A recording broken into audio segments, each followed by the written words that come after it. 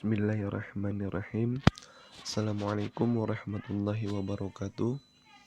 Baiklah, perkenalkan nama saya Ihsan Ramadan, salah satu perwakilan dari kelompok 3, yang mana pada kesempatan kali ini saya akan mempresentasikan tugas mata kuliah manajemen peralatan konstruksi, di mana materi kali ini berjudul manajemen peralatan untuk pekerjaan pembangunan rumah tinggal. Baiklah, sebelum saya jelaskan, saya ingin memperkenalkan dulu kawan-kawan saya yang ada di kelompok 3. Pertama, saya sendiri yaitu Ihsan Ramadan. Yang kedua, M. Hidayat. Yang ketiga, Muhajir. Yang keempat, Pantri Asbiarta. Baiklah, langsung aja kita ke pembahasan. Nah, apa itu yang dimaksud dengan rumah tinggal?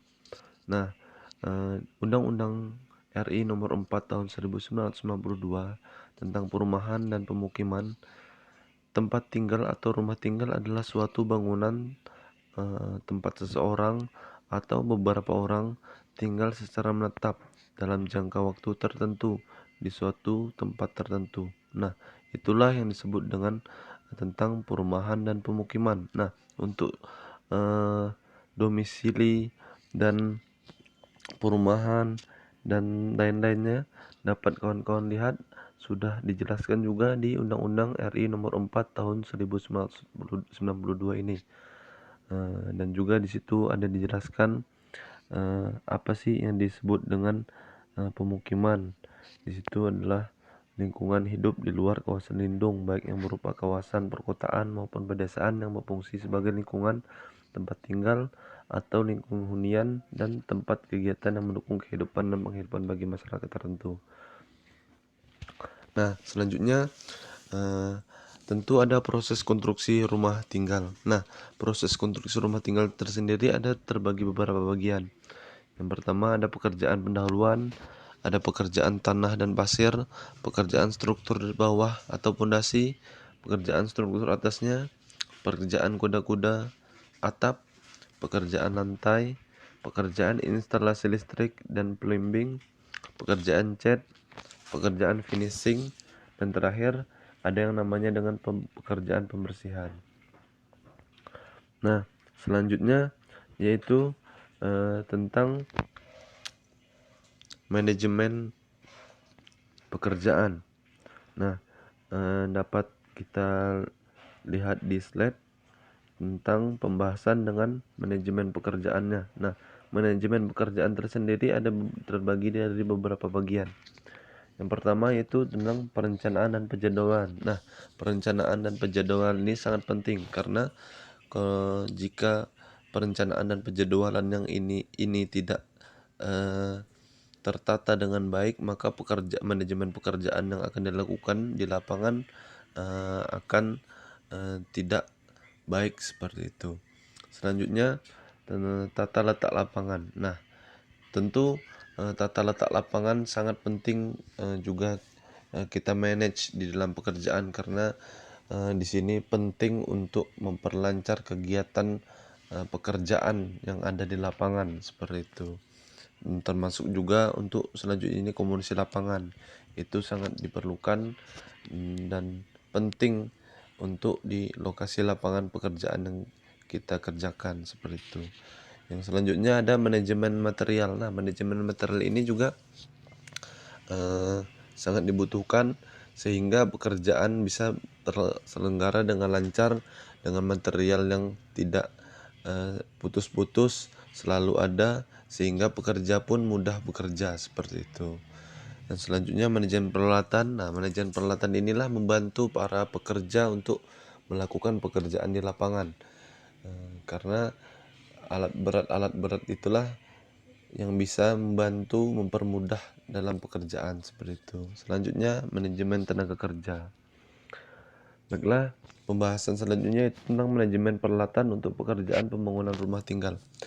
Setelah mengetahui proses konstruksi rumah tinggal, selanjutnya memasuki tahap pengerjaan di lapangan, di mana tahapan ini akan dikerjakan oleh pihak kontraktor pelaksana atas persetujuan dari owner. Dalam pelaksanaannya, Pekerjaan konstruksi rumah tinggal tentunya juga menggunakan peralatan konstruksi. Namun, peralatan yang digunakan kebanyakan yaitu peralatan konstruksi ringan. Namun, bukan berarti peralatan konstruksi berat tidak dapat digunakan. Tergantung pada keperluan tiap pekerjaan. Jadi, alat-alat yang digunakan dalam pekerjaan rumah tinggal ini tidak semuanya juga menggunakan alat-alat ringan gitu.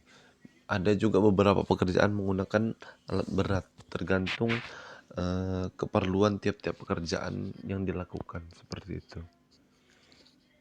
Selanjutnya, apa itu peralatan konstruksi ringan? Nah, konstruksi ringan yaitu alat yang digunakan pekerja yang dapat digunakan dengan mudah. Selain itu, alat ringan memiliki berat yang relatif ringan dan tidak terlalu berat. Contohnya seperti palu, obeng, bor, dan lain-lainnya. Di sini dapat kawan-kawan lihat di slide layar contoh peralatan konstruksi ringan. Ada cangkul, gergaji, sepatu boot, obeng, palu, dan lain-lainnya.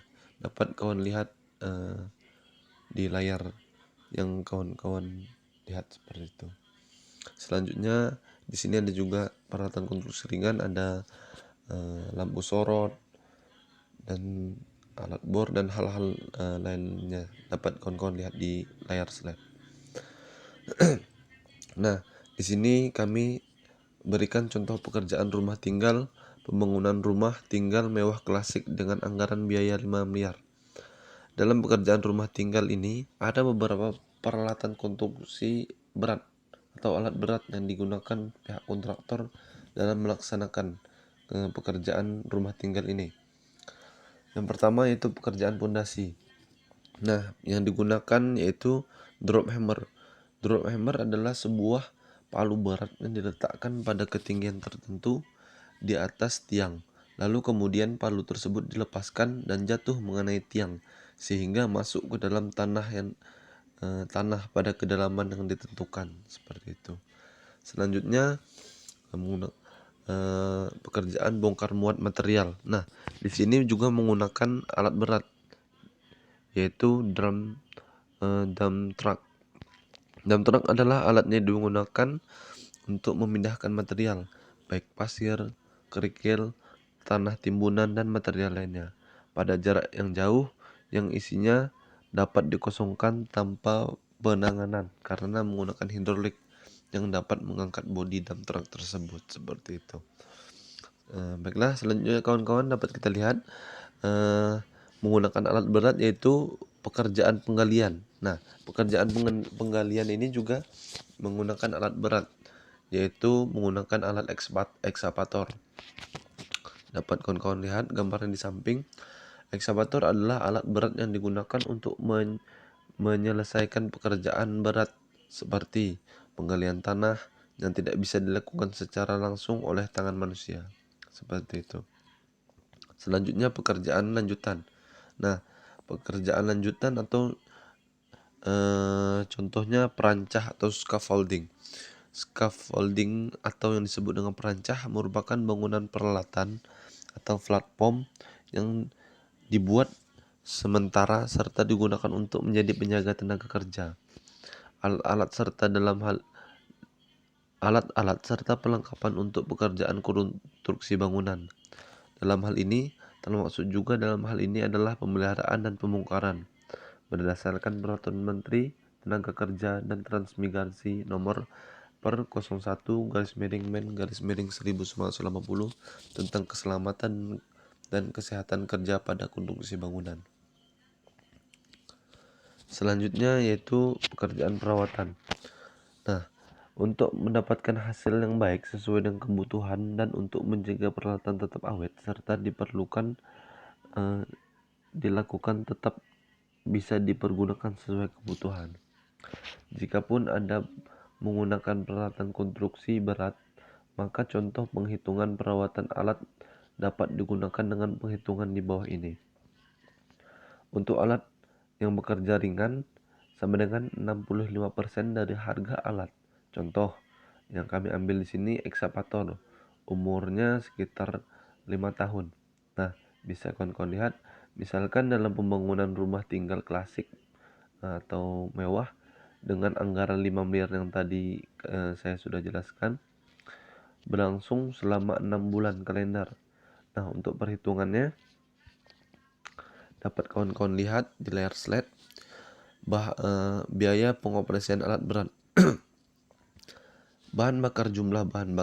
Jumlah bahan bakar untuk alat berat menggunakan bensin atau solar berbeda-beda.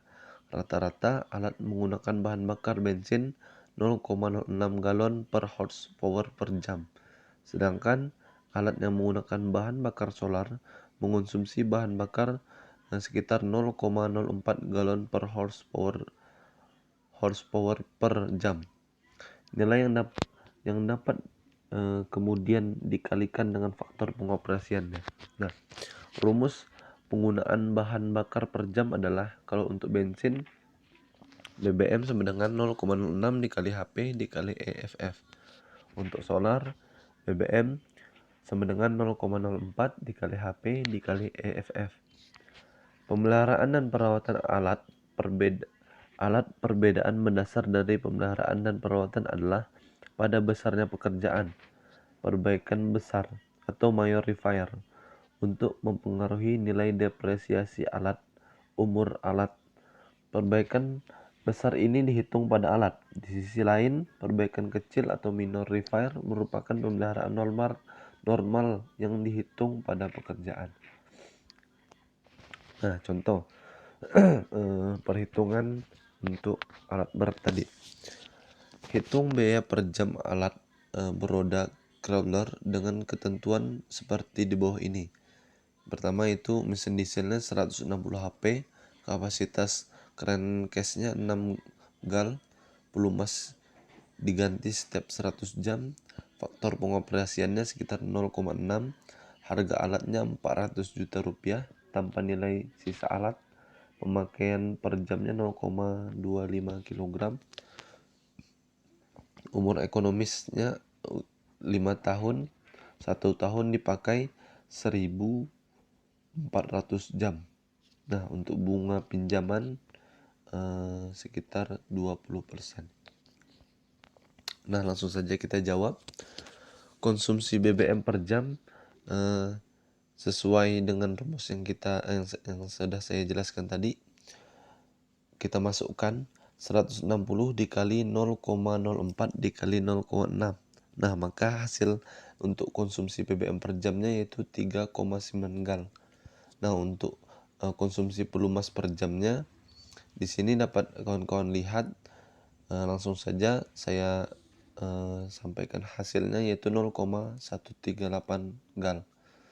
Biaya perawatan per jam, perawatan dan pemeliharaan diasumsikan 100% dari depresiasi. Nah, pada kali ini kami memakai metode garis lurus. Maka hasilnya itu 400 juta dibagi 5. Hasilnya yaitu 80 juta rupiah per tahun. Nah, 80 juta tadi dibagi dengan 1.400. Maka hasilnya 57,143 rupiah. Selanjutnya biaya kepemilikan per jam dengan tabel. Nah, kawan-kawan bisa lihat dengan hitungan yang ada di layar slide, maka hasilnya 95,5357 rupiah. Dengan rumus kawan-kawan bisa lihat 400 juta dikali 0,2 dikali 1 ditambah 0,2 pangkat 5 dibagi dalam kurung 1 ditambah 0,2 pangkat 5 dikurang 1 tutup kurung dikali 1 per 1400. Maka hasilnya dapat kawan-kawan lihat di layar 95,5357 seperti itu. Dapat kita lihat di tabel biaya pengoperasian alat beratnya, uraiannya dapat kita lihat untuk pemeliharaan dan perawatannya 57,143, BBM-nya dapat kita lihat untuk pelumasnya berapa, untuk grace-nya berapa, dan biaya pengoperasiannya berapa. Nah, biaya total per jamnya yaitu 75,6 73 ditambah 95,537 sama dengan Rp171,210. Nah, mungkin itu aja yang bisa kami sampaikan. Jika ada terdapat kesalahan kami mohon maaf. Silahkan kawan-kawan komen dan kritik untuk kelompok kami, karena saran dan nasihat kawan-kawan sangat kami butuhkan untuk perbaikan kami di masa akan datang. Mungkin itu saja yang bisa saya sampaikan. Wabillahi taufiq wal hidayah. Wassalamualaikum warahmatullahi wabarakatuh.